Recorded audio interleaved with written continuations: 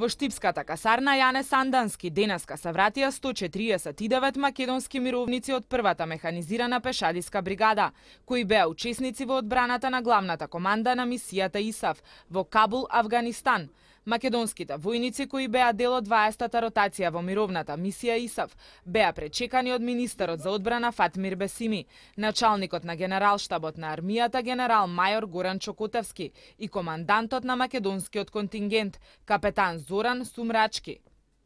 Министерот Бесими истакна дека за македонските војници од првата механизирана пешадиска бригада добил највисоки оценки од страна на првите луѓе на мисијата ИСАФ во Авганистан.